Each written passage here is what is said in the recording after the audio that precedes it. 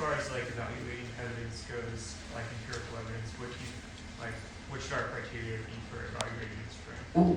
So go to Washington State University and look up Linda Chalker Scott, and she has something called the CRAP analysis. Is it credible, reliable? I can't remember what all.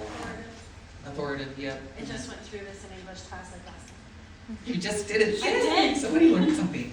So apply the CRAP analysis, but the other thing to ask yourself is, what is the political motivation behind a lot of this stuff? And one of the things that you'll notice with WPATH is it goes into a circular review process. That's not good. You need outside reviewers. And the thing about questioning science that we have to understand is you're supposed to question science. The point of science is to disprove the theory. It's not to reinforce it.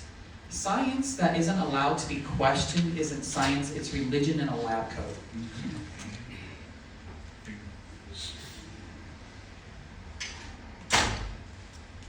One more question, and then I'm going to come back to this guy and wrap it up. I felt bad butting in front of him. So I just want to know your thoughts about the language, what I feel like is language capture. So for example, you've said it several times, gender affirming care. And every time I hear that, it just rubs me the wrong way. Because it's not gender affirming care, it's not. gender It's sex denial mutilating care. surgery. Yes, exactly.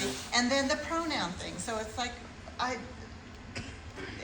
that to me is a part of the whole language capture and It is. forcing, and it's almost like psychological warfare. And It I'd really is. like to, I feel like we need to recapture our own language. It is, and that's where it comes back to is what I call the verbal gerrymandering.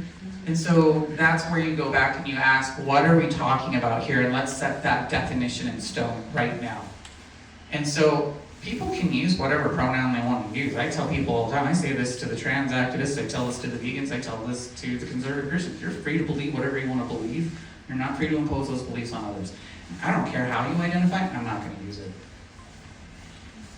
I'm going to speak the truth. But they have us all calling it gender affirming care, and it's just not. And there is a point where you have to use that language so that you can say, oh, starting point is here, you call it gender affirming care. Let's talk about what that actually looks like. And then by the end of it, you have moved to the point where you're talking about, this is actually sex mutilation surgery. Yeah. And this surgery, no human being in the history, no animal can change their sex. None.